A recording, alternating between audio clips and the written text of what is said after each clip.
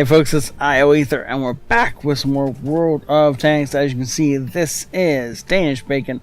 He is in his E50M, and this is a tier 10 game on Morvanka.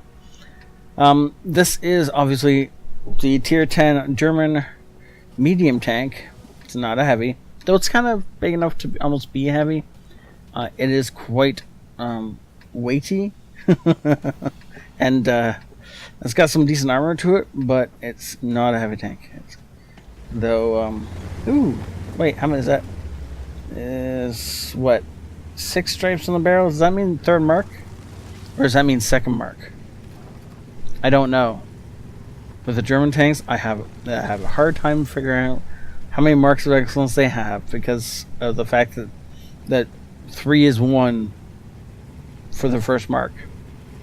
Okay, whatever.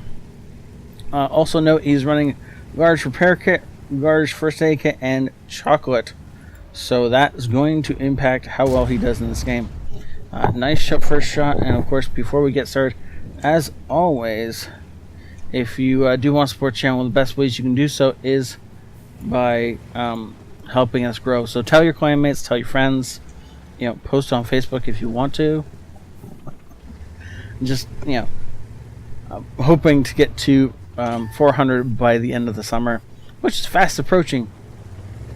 So yeah, only 18 people away, right? Like 18 more folks coming in, and we'll get to our goal, which would be so nice. Anyway, so enough about me. Let's get back to this game as we look at Bacon, shifting around on the back of this hill. He is trying to find a line of sight or a line of fire on somebody, but just doesn't have any support, and WZ is actually way forward in the middle. Apparently he didn't learn his lesson from the last time Danish smacked him, so no, I don't think Danish is going to be able to teach him another lesson. Looks like we're not going to teach one to T28 either. There might not be anything on this side of the map. No, we can see a WZ. Can we get the gun up high enough? Yes, we can. And that is a dead WZ. Dead and Zed, Ryan. Huh? It's funny. Now then,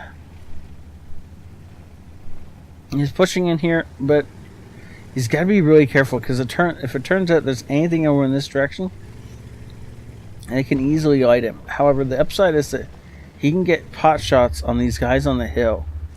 Not horribly hard. Like it won't be horribly difficult for him, though he is definitely like contorting his tank in a very interesting position to try and get those shots off. As he can't back up that hill, he has to actually go forward with the gun backwards, or just get his gun barrel high enough to do damage. Looks like he has shots on the Conqueror, and he is in fact going to take them. And 3 more of those, and there's not going to be a Conqueror. Conqueror looks like he's gonna, in fact, let us get a second one off. Ooh, that was a lot less damage than I figured it would do. 390 is this average damage, so yeah, 320 is definitely a low roll. And it's just painfully low. That was beautifully average. But we got picked up most likely by the low.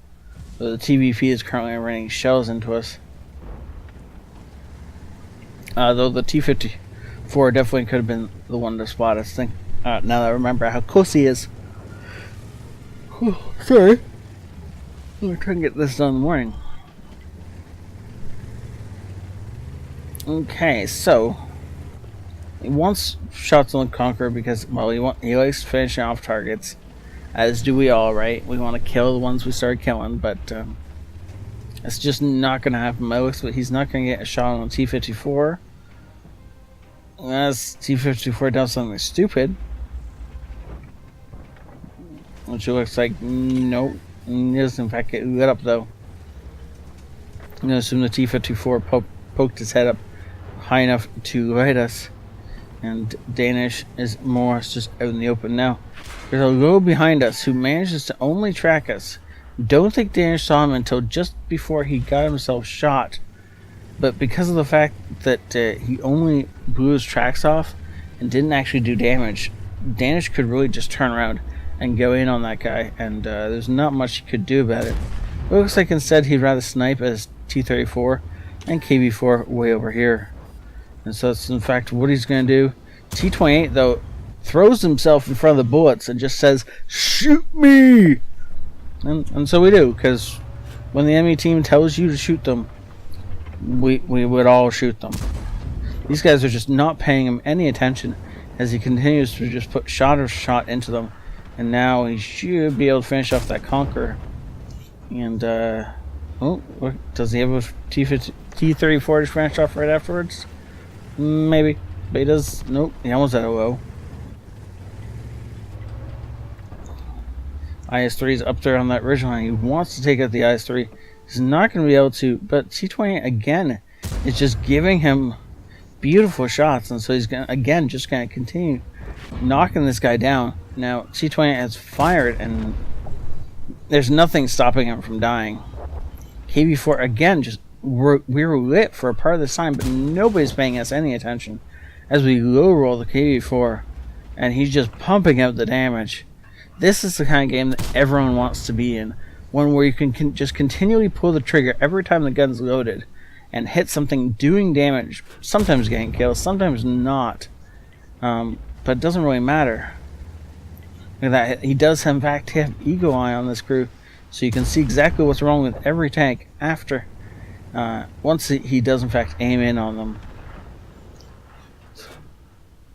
I'm almost tired of saying there's another tank just walking out in front of his gun.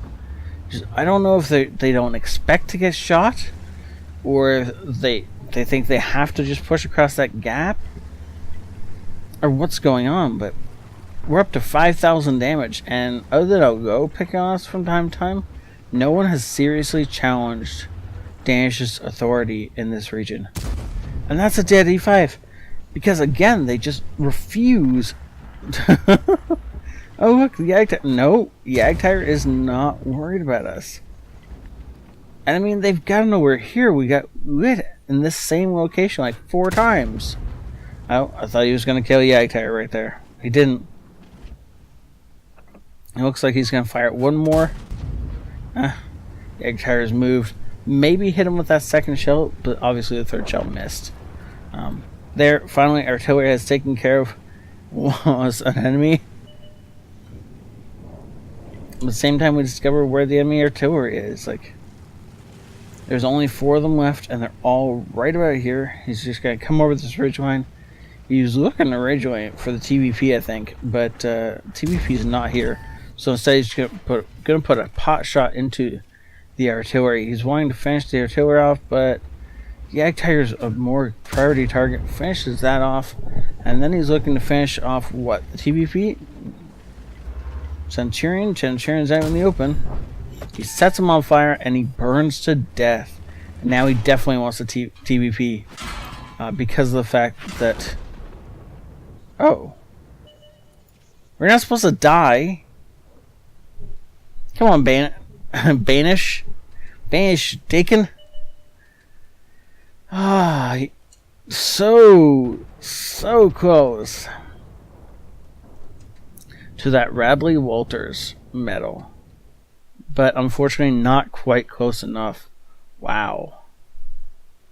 Okay, well, that was a good game. That was a lot of fun to watch. Thank you, sir. Mastery Badge First Class, Bruiser, Arsonist, and Fire for Effect. He also manages to pull out the High Caliber, Tank Sniper Award, and Top Gun. Now, most of these targets were completely sitting ducks. None of them made any moves to defend themselves, with the exception of, let's see, did any of them move away from him? Yeah, the Go did, and the TVP, and that's it. Everybody else just sat there and got themselves shot for no reason. It was great play on Danish's part. I'm not going to take that away from him.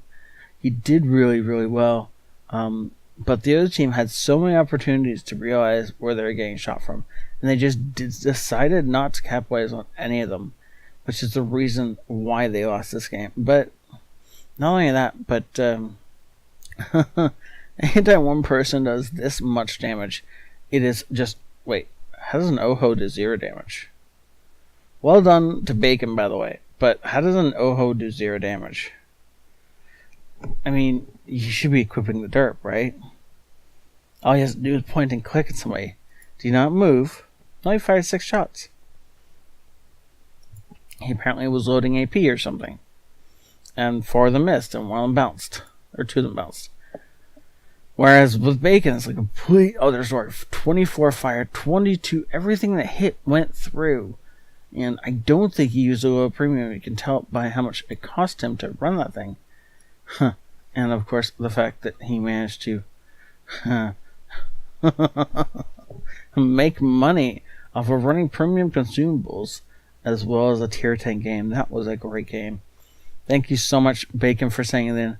Thank you all for watching. Again, if you want to support the channel, please help us grow, pulling friends and clanmates, and that would be really, really appreciated. Have a great night, all. This ioEther out.